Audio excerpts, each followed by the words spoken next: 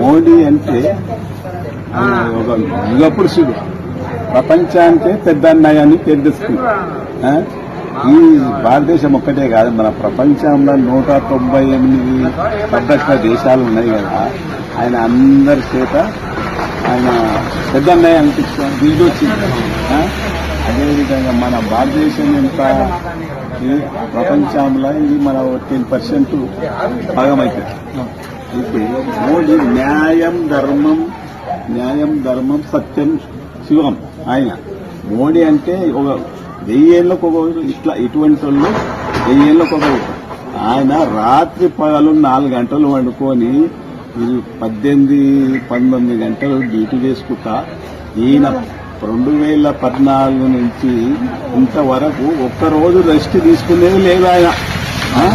అటువంటి రోజు ఇప్పుడు ఆయన హక్కులకి ఏం కావాలి, ఉదాహరణ హక్కులకి ఏం కావాలి, సేవలకి ఏం కావాలి, ఎవరు ఏం బాధ ఉన్నది, ఈ ముఖ్యమంత్రి ఏం చేస్తున్నాడు, ఆ ముఖ్యమంత్రి ఏం చేస్తున్నాడు, అటువంటిది రాత్రి పూట చేసుకొని తెల్లారి 9 గంటల కల్లా ఎవరికి చేసేది ఆ డిస్ట్రిబ్యూట్ చేస్తాడు. అటువంటి మనకు మహాపురుషుడు, యుగ పురుషుడు మనకు దొరకదు. మన భారతదేశ ప్రజలు చేసుకున్న పుణ్యం మన భారతదేశము మన భారతదేశంలో పుణ్యవంతమైన దేశం. ఇది మన ప్రాణ ఉత్తరోళ్ళు ఎంతన్నా అదృష్టవంతులు. ఒక్కొక్కరు మన దేశాన్ని చూసి ఎంతో గర్వపడతారు. ఇది ఎంత అదృష్టవంతులు అయ్యా భారతదేశం పుట్టినోళ్ళు. మన ఆయన చూసుకో, యోగా చూసుకో, ఆయన రాజ్య నీతి చూసుకో, ప్రపంచ దేశాలు మన దేశాన్ని జయగొడతారు. ఆయన ఒక్కడి నుంచి మన మోడీ గురించి, మోడీ మనకు చాలా పుణ్యపురుషుడు. ప్రతి సెక్షన్ తీసుకో, ఒక్కటి కాదు, ప్రతి సెక్షన్ లో వీళ్ళు ఇప్పుడు ఉదాహరణ రోడ్డు పోయింటి ఏనుగు పోతుంటే కుక్కలు ఎన్ని మరుగుతాయి, ఆయన నిండుకుండా తొలకడు. వీళ్ళు ఎవరో వీళ్ళు ఒక న్యాయపసంతం లేని ఆయన మీద ఏదో నిందలు పుట్టిస్తుంటారు. ఆయన కానీ అనుకుంటా విధానం ఆయన ఇప్పుడు మన 1972 నుంచి ఆయన రాజకీయం గుజరాత్ లో 4 సార్లు సీఎం అయింది. ఆయన ప్రతి ఒక్కటి అనుభవం ఉన్నది. చాలా కాడికి వెళ్లి ప్రధానమంత్రి అయినంత వరకు ఆయన రికార్డు అంతవరకు వచ్చిండు. ఆయన వీళ్ళు కాంగ్రెస్ వాళ్ళు ఎంతో తిప్పలబెట్టిర్రు ఆయనను. RSS లో ఉన్నప్పుడు ఈయన మీద జైల్లో ఉండి గుజరాత్ లో అప్పుడు ట్రైన్ అంటే పెట్టుకొచ్చి అందరు కలిసి ఆయన మీద దొబ్బిండ్రు, జైల్లో ఉండవై కుదనబెట్టిర్రు. 10-15 ఏళ్ళు ఆయన తట్టుకున్నాడు. దాన్ని తట్టుకొని ఆయన ఏందో యోగా చేసుకుంటూ రాత్రి మగళ్ళు చేసుకుంటూ, అది సామాన్యమైన విషయం కాదు. మోడీ అదోగా ఆది పురుషుడు. అటువంటి మన ప్రధానిగా మళ్ళీ ఎన్నుకోవాలని మళ్ళా ఇప్పుడు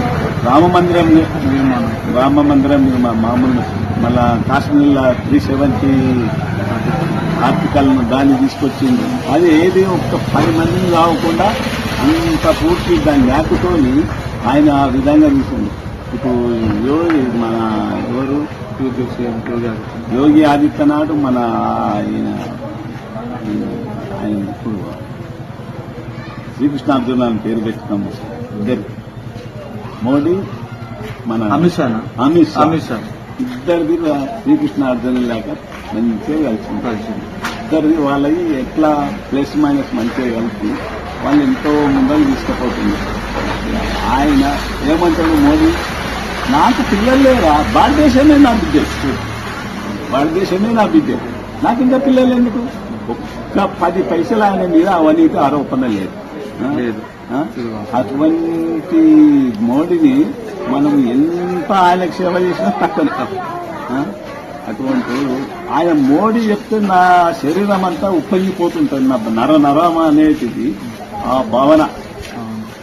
ఇప్పుడు అయోధ్య పెట్టి ఎవరికో 2000 అడుగుల లోతు నుంచి అది చెప్పు చెదరకుండా ఏళ్లు పడి ఉంటుంది.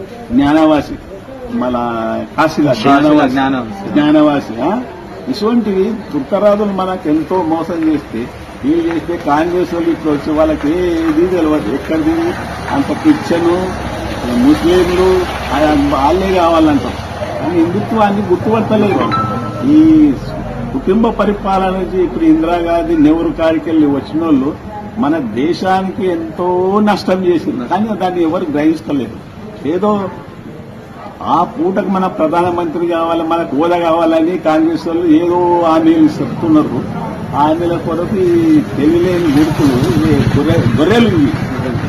గొర్రెలు ఆటి నిండే ఆటి వెంబడి పోతున్నాం. ఒక గొర్రె దుంటే దాన్ని వచ్చి దుక్కున్నాడు. వాళ్ళు పరిపాలించిన 60 ఏళ్ల నుంచి డెవలప్మెంట్ లేదు. 70 ఏళ్ళు మోడీ గారు వచ్చిన 10 ఏళ్ల నుంచి ఎన్నో హైవేలు గాని, అభివృద్ధి పనులు గాని, పేదవారికి మరుగుదొడ్ల నిర్మాణము, రోడ్లు తినలేని వాళ్ళకి ఉచిత బియ్యం, 60 ఏళ్ల నుంచి చేసిన